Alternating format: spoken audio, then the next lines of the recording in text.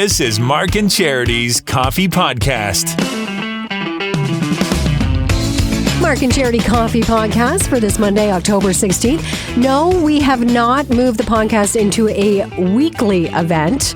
It's just last week, again, was very crazy. We'll get into that in just a moment. First, though, the Mark and Charity Coffee Podcast brought to you by Simple Desk. Simple Desk in Trenton is your ultimate destination to streamline, market, and strengthen your business's brand. Jenny, the visionary behind Simple Desk, took her commitment to business support a step further by creating Brazen, an event for women who dare. After the event sellout in 2023, get ready for an even bigger and bolder Brazen 2024. The full-day experiential event is packed with networking, vendor booths, exciting giveaways, delicious food, and a speakers panel of incredible female entrepreneurs sharing their inspiring stories. Don't miss out on Brazen 2024. Mark your calendars for May 31st. Tickets go on sale November 1st. For all the details, visit simpledesk.ca/Brazen and be sure to follow Brazen on Instagram at Brazen Events 1. So we are back. Or I am back. Mark is not. We had one day, actually we had 2 days together, one podcast last week after coming back from holidays and Mark having COVID. We were back in the studio. Well, after last week's podcast and day together on Wednesday, Mark tested positive again.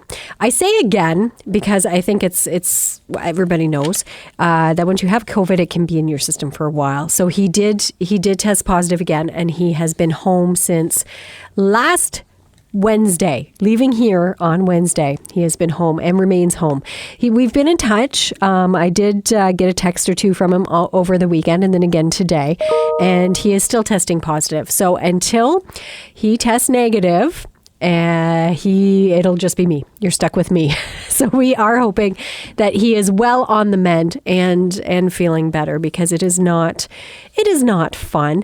We know that flu shots and COVID boosters are coming.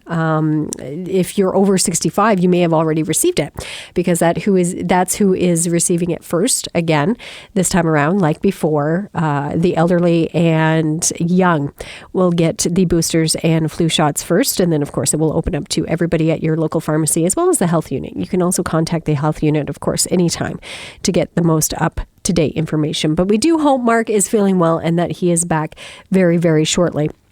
So on top of that, he was away. My cold hung in there. I'll tell you, I came back from holidays and I thought, okay, I was still really sniffly, and I thought, yeah, I'm fine. But that started to kick me in the butt a little bit last week too. And I'm sure you can hear it in my voice still some congestion there, but still a cold, testing negative, and myself continuing to check as well. But so far, so good. Knock on wood. Just have this cold to deal with, which is going around from what I understand. I'm not the only one. Kids are back to school. It's that time of year, cold and flu season. So not surprising that people are coming down with the sniffles. I say that time of year because it is also hockey season. Hockey is gearing up. The NHL kicked off their regular season. I know my kids are getting ready to kick off their season. It is coming along.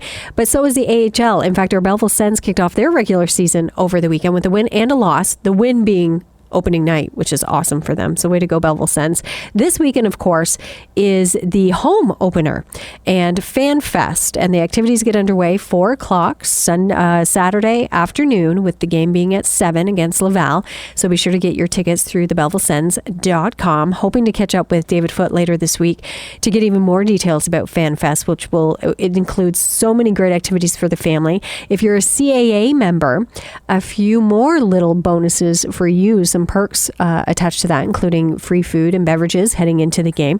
And we'll have all the details for you this week, including a pair of tickets all week long, every day, for the home opener Saturday with Galaxy of Games. So you can play along 7:15 with Mark and Charity mornings for your chance to win those tickets. And if you don't want to take the chance, get to bellevillesens.com to pick up your tickets. So we were talking about that this morning. Belleville Sens kicking off their season. We were also talking Taylor Swift, because of course you can't get through a day without talking about Taylor Swift.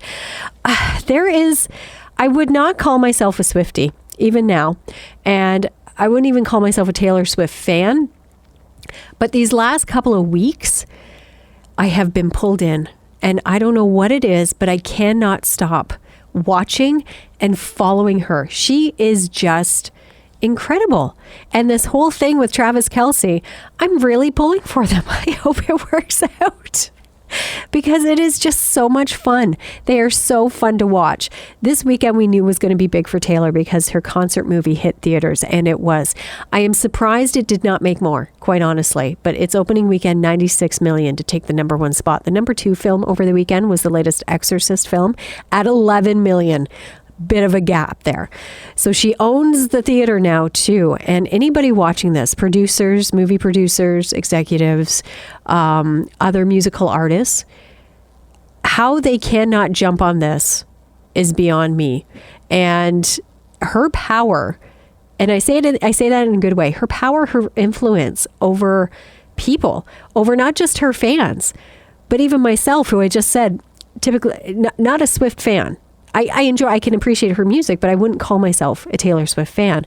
I'm drawn in and I can't help but watch. I probably will watch the concert movie. I don't know if I'll see it in theaters. I'm sure it'll be streaming somewhere, but I probably will watch it at some point. Like everyone else, clearly. It's $96 million over the weekend. So that was that. But then she and Travis Kelce spotted again over the weekend. She was at his game Thursday. Her movie opened up Friday. And then Saturday, they made cameos on Saturday Night Live.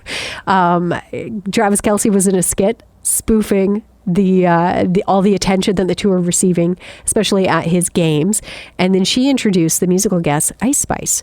And that was enough to create buzz. But then they were spotted at the after party, the SNL premiere after party, holding hands, of course, seen together. Anything with them together, people are going crazy. I even found myself watching a Philadelphia Eagles football game yesterday because Jason Kelce, Travis's brother, is on the Eagles team. So again, my husband is shocked when I suggest we watch the football game. I said, no, Philadelphia's playing, let's watch.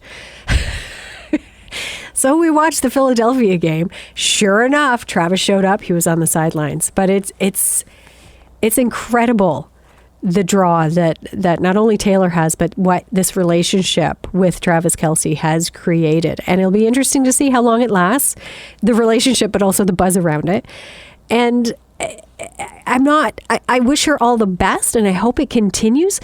But the phenomenon that is Taylor Swift, I do question how long can this last? What is next? What is going to happen with her next? She's only 33, and all of the things that have happened with her, for her, especially in the last couple of years, it is incredible. Haven't seen anything like this before, and it's hard to imagine it happening again. Jimmy Hollywood brought up the fact that Beyonce has a new film coming out, She has a film coming out the beginning of December, her own concert movie.